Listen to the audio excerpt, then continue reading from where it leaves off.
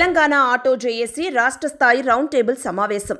పటాన్ చెరువు పట్టణంలో auto union రాష్ట్ర ఉపాధ్యక్షుడు మహమ్మద్ దస్తగిరి ఆధ్వర్యంలో పటాన్ చెరువు మైనారిటీ ఫంక్షన్ హాల్లో తెలంగాణ ఆటో జేఏసీ రాష్ట్ర స్థాయి రౌండ్ టేబుల్ సమావేశం నిర్వహించడం జరిగింది. ఈ సమావేశానికి తెలంగాణ రాష్ట్ర ఆటో యూనియన్ అధ్యక్షుడు మందె రవికుమార్ ముఖ్య అతిథిగా హాజరై రాష్ట్రంలో గల ఆటో డ్రైవర్ల సమస్యలను పరిష్కరించడానికి ఆటో డ్రైవర్లు అందరూ కూడా కలిసికట్టుగా ఉండాలని, డ్రైవర్ల సమస్యలను పరిష్కరించుకోవాలని అన్నారు. ప్రభుత్వం దృష్టికి తీసుకెళ్లి సమస్యలను పరిష్కరించే విధంగా కృషి చేస్తానని అన్నారు. ఆటో డ్రైవర్లు చేసే ప్రతి పోరాటంలో ముందుంటా అన్నారు. తెలంగాణ ఆటో నడిపిస్తానని అన్నారు. ఈ కార్యక్రమంలో జేఏసీ అధ్యక్షులు మందె రవికుమార్, పటాన్ చెరువు ఆటో యూనియన్ల అధ్యక్షుడు కె దస్తగిరి చోటు అలియాస్ మరియు పెద్దపల్లి జిల్లా నాంపల్లి, కామారెడ్డి జిల్లా అధ్యక్షులు ఉమర్ ఖాన్, బుగుడాల సాయిలు నిజామాబాద్ జిల్లా, బాలరాజ్ వికారాబాద్ జిల్లా, ఎండి నషీర్ నారాయణఖేడ్ జిల్లా, సమీర్ సాదక్ ఖాదర్, దంతల ప్రేమానందం, దత్తూరాం జార్జా మహమ్మద్ భాషా, పెద్దపల్లి సురేశం రాజు, జైపాల్ మరియు ఇతర జేఏసీ నాయకులు, ఆటో డ్రైవర్లు కలిసి పాల్గొనడం జరిగింది. దాన్ని ఎందుకు తీసుకొచ్చిండు, దాన్ని ఏమంటే వ్యాఖ్యానాన్ని ఒకవైపు న్యాయపోరాటం, ఒక మంచి కార్యక్రమంలో మనం హైకోర్టులో కేసు వేసి అదొక పోరాటం చేస్తే దాన్ని బ్యాన్ చేసే అవకాశం కోర్టు ద్వారా వచ్చే అవకాశం ఉంది. అది చేస్తూనే మన ప్రభుత్వం మీద కూడా మన పోరాటం ఉండాలి. ప్రభుత్వం మీద కూడా మన పోరాటం ఎట్లా ఉండాలి అంటే నా సూచన, నా సలహా, నా అభిప్రాయం ఆ విధంగా చట్టాన్ని రూపొందించాలి ఈ కాంగ్రెస్లో.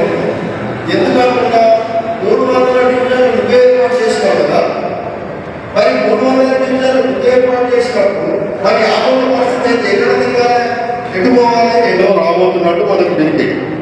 ఆ టైం అయిపోతాను వాళ్ళకి.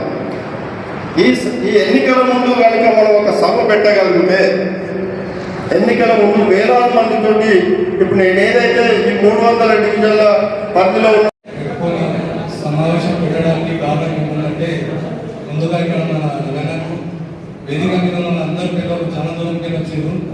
పెద్ద మనుషులు పటాన్ చెరువు స్థానికులు కాబట్టి అనంతరణ నరసింహన్న ఇంకా చాలా మంది అందరి పేరు వస్తుంది కదా. ముందుగా డిస్ట్రిక్ట్ ఆటోలు కూడా మనలో ఉన్నారు, సిటీ ఆటోలు కూడా మనలో ముందుగా పెట్టి అప్పగించుకోవాలన్నారు.